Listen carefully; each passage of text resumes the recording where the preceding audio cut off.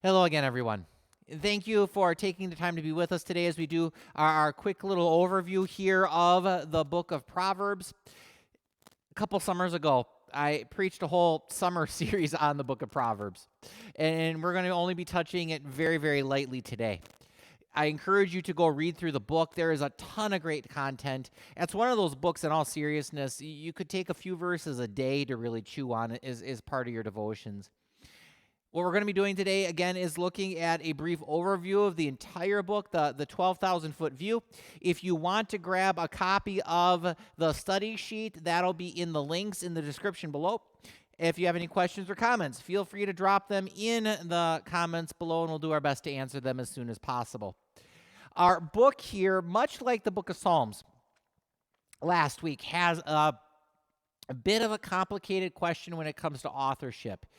Not that there's a ton of unknowns, it's just there's a lot of things going into the book. The book's authorship is primarily Solomon. His wise sayings, his proverbs form the vast majority of the book. And it's assumed that most of the book was put together by him and gathered by him and compiled by him.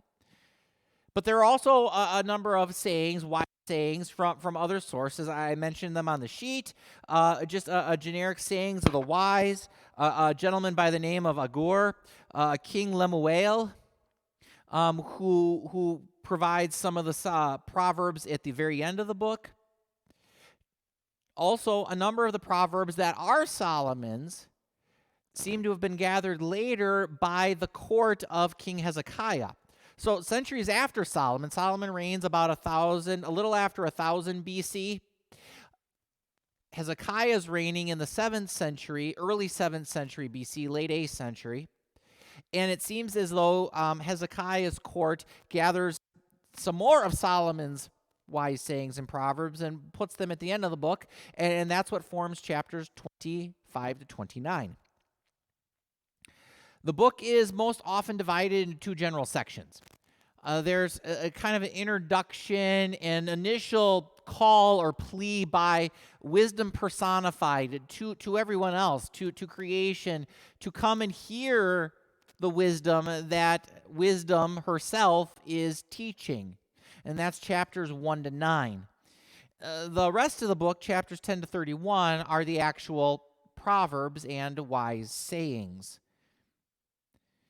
Core truths and themes.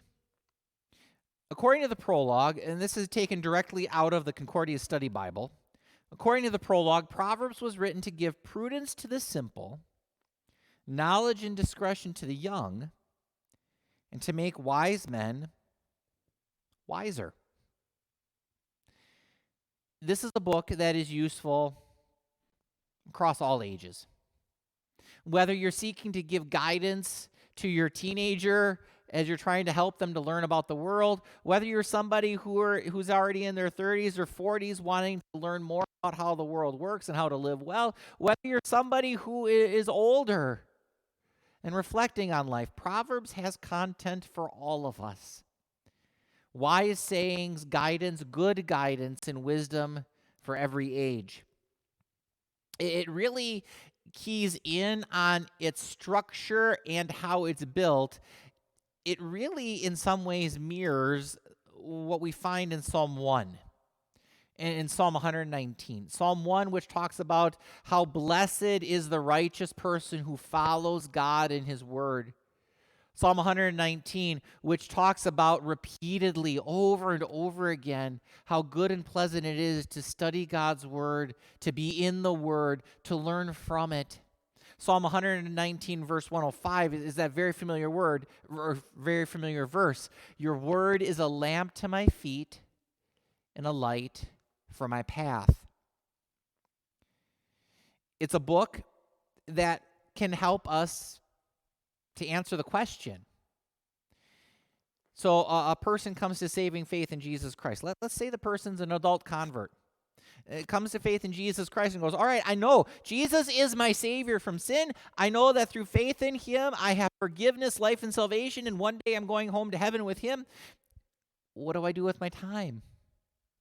And just as I talked about in my sermon here for this weekend, how do we use the time? Our time this side of heaven as we wait for heaven.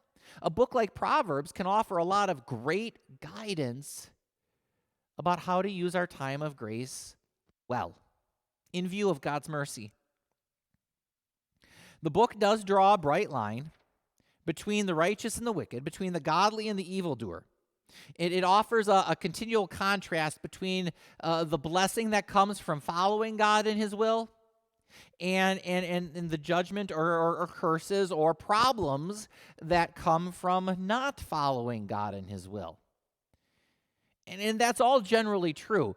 But we do need to offer one caution here, which we want to also remind ourselves as we view the videos. And it is something mentioned in the videos in passing, but it doesn't hurt to emphasize this. The book of Proverbs has a lot of great guidance in it. But the full color video, the first one we'll be watching today, does offer a really helpful piece of advice. The book of Proverbs needs to be read in view of and also in light of the other wisdom literature, particularly Job and Ecclesiastes. Because if you read Proverbs in isolation, you can fall into the trap that some have, which is what we call prosperity gospel, which is this misguided notion that if you live right and follow God's will, that Christian will always be blessed and healthy and wealthy, and all you need to do is follow God well enough and right enough, and you're going to get all kinds of good stuff, like a vending machine, like sticking quarters in a vending machine. You put enough righteousness into the vending machine, and God's going to spit out blessing and blessing and more blessing. And while generally there is truth to that, the righteous will, generally speaking, find themselves living a better life than the one who is continually ensnared in the traps and in the pits and the spikes of sin. It's also true that even the righteous will sometimes suffer, like Job. Or sometimes the plans and hopes and dreams of the righteous won't work out, will fall apart, become like vapor, as spoken about in Ecclesiastes. So keep that in mind as you read Proverbs. Generally speaking, the righteous will find blessing in following God. And most importantly, will find, and this is a sure promise, this is a certain promise, we'll find the greatest blessing in following Jesus Christ, in finding his forgiveness, life, and salvation. But remember, too, that the Christian could at times find themselves suffering, or find them on the receiving end of an injustice. So, with that, we'll get to the first video here. That video, the full color one, is what's going to be reacted to in the continuing comments here on the sheet.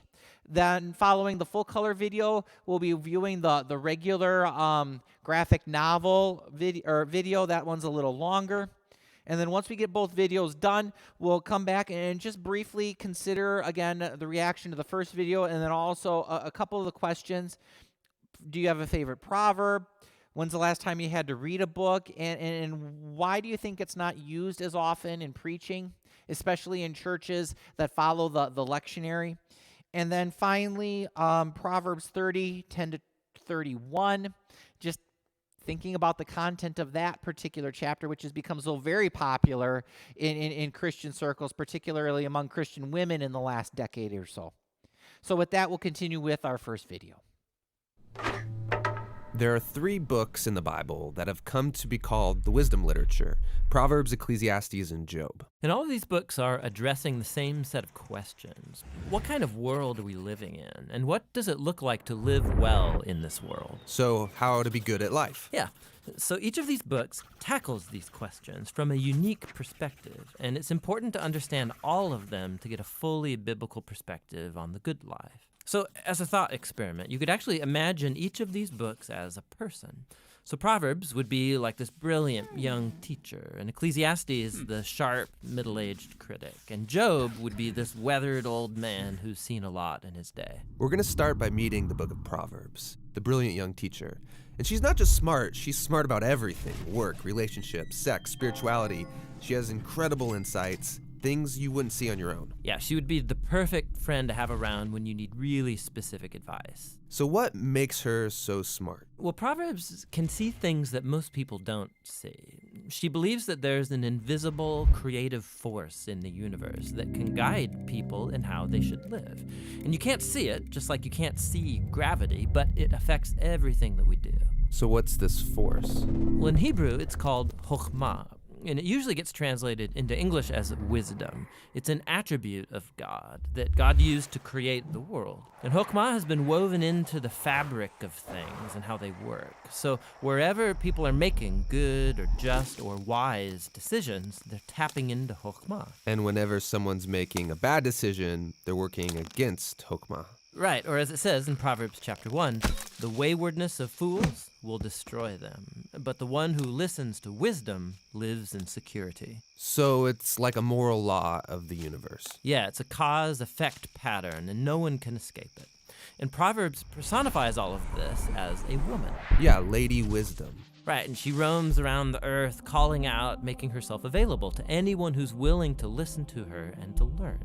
Which leads to the second thing Proverbs believes, that anyone can access and interact with wisdom and use it to make a beautiful life for yourself or for others. You can create with it like a designer. Yes, in fact, chokhmah in Hebrew isn't simply intellectual knowledge. The word is also used to describe a skilled artisan who excels at their craft, like woodworking or stonemasonry. So you show you possess chokhmah when you put it to work and develop the skill of making a good life. Okay, that makes sense. So let's do this. Let's go find some wisdom. But before you do, Proverbs has one more really important thing to consider. Chokhmah isn't some impersonal force. It's an attribute of God himself. And so in Hebrew thought, your journey to becoming wise has to begin with what Proverbs calls the fear of the Lord. It's this healthy respect for God's definition of good and evil, and true wisdom means learning those boundary lines and not crossing them. Now, all those ideas you just unpacked are in chapters 1 through 9 in Proverbs. But when I think of the book of Proverbs, I think of the collection of sayings, the Proverbs themselves. Tell me about those. Yeah, those are what you find in chapters 10 on to the end of the book. It's a collection of hundreds and hundreds of proverbs about any and all aspects of life. And chokhmah gets applied to them, resulting in this wise guidance to help you find a path towards success, and no matter what you do. If I design my life with these sayings, life is going to be good. Yeah, or as Proverbs puts it, it'll give health to your bones, prosperity, a long, rich life. Which is a really big claim. But you can see how it's often the case. Wise people, they tend to do better. Things usually work out well for them in life. And so that is the promise and the wisdom of the book of Proverbs. The book of Proverbs is really beautiful. But if we take a step back, some people would argue it's a little too simplistic. Because sometimes horrible things happen to really wise people, and sometimes foolish people get rewarded. It doesn't always work the way we think it should work. That's right, which is why we need to go and listen to our next wise friend, Ecclesiastes the critic, because he's wrestled with that very problem, and he's going to push us further in our journey to find the good life. The book of Proverbs.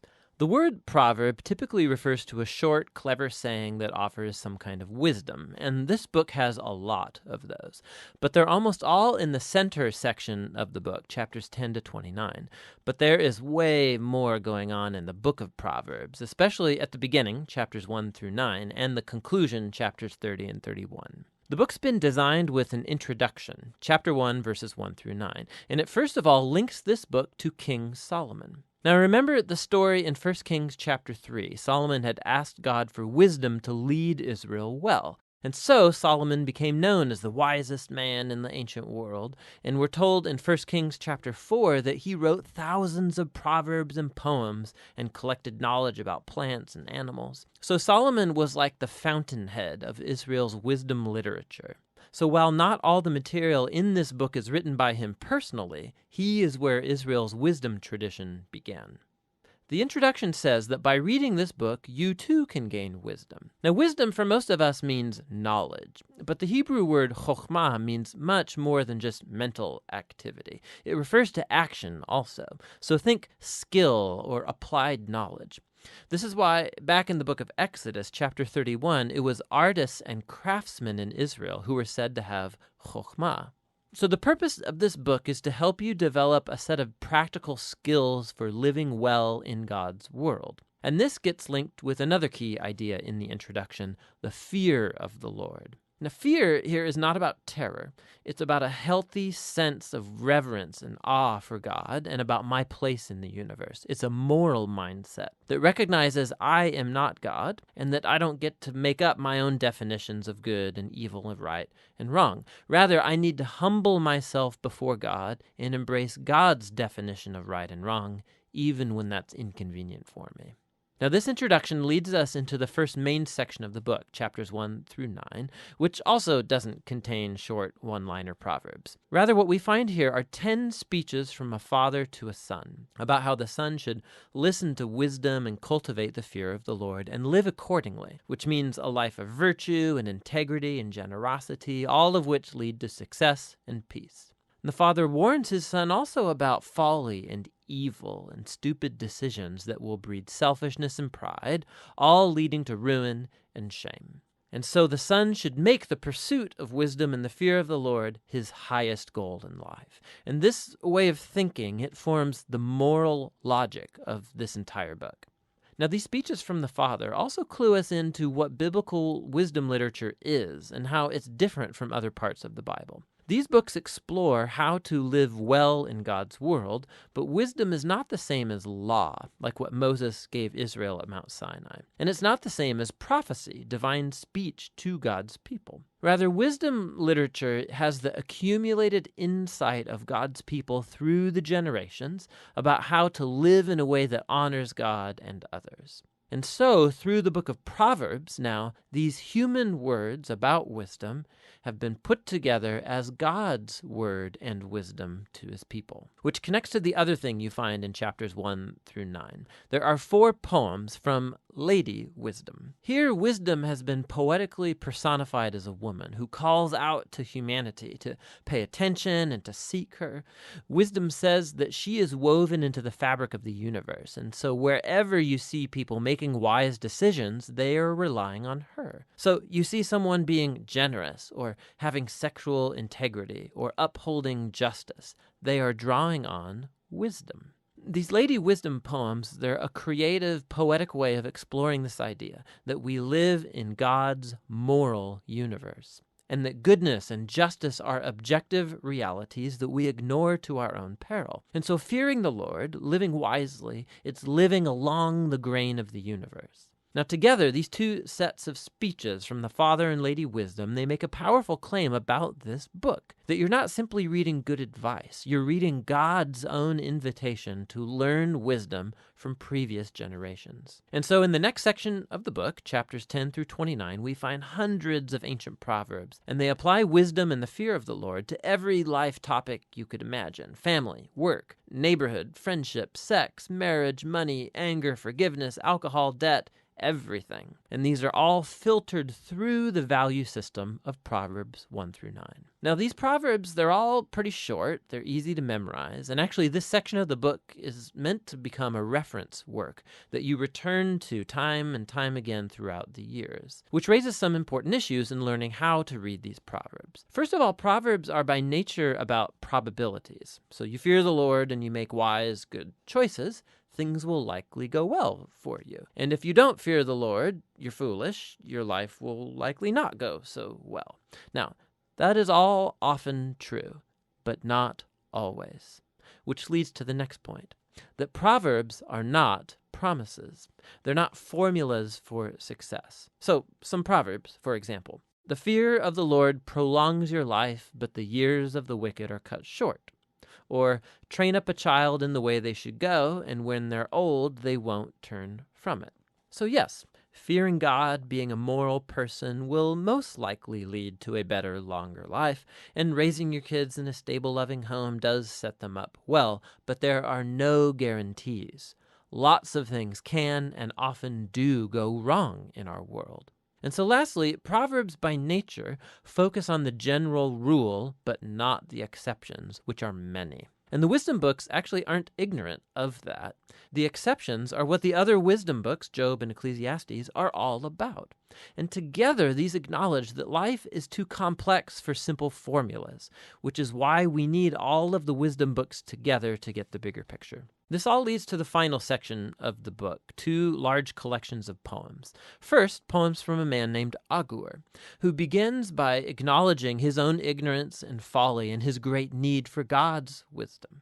And then Agur discovers that divine wisdom has been given to him in the scriptures, which teach him how to live well. And so Agur is put before us as like a model reader of the book of Proverbs, somebody who's always open to hearing God's wisdom through the scriptures. The final poems are connected to a man named Lemuel. He's a non-Israelite king, and he passes on the wisdom that was given to him by his mom. It's guidance for being a wise and just leader. And then the final poem is an acrostic or an alphabet poem where each line begins with a new letter of the Hebrew alphabet. And the entire poem's about the woman of noble character. It depicts a woman who lives according to the wisdom of Proverbs and stands like a model of someone who takes God's wisdom and then translates it into practical decisions in everyday life, at work or at home, in her family and in her community. So the book opened with words from a father to a son about listening to Lady Wisdom, and so now the book closes by offering the words of a mother to her son about a woman who lives wisely. The book of Proverbs is for every person in every season of life. It's a guide for living wisely and well in God's good world, and that's what the book of Proverbs is all about. Welcome back. As I said, we're going to take a few minutes here just to talk through that first video a little bit here, just some commentary and reaction, and then maybe just think about these questions one more time here. The first thing I note here in the 42-second mark is how, wisdom is personified. Very clearly, wisdom is personified in the book. Described all the ways that the video says here. But just to be clear, for those watching the video, for those who might be stumbling upon the book, maybe even for the first time, just remember here that wisdom is personified, not a literal character. Wisdom is not some generic author. The author is most likely Solomon, the wisest man who ever lived.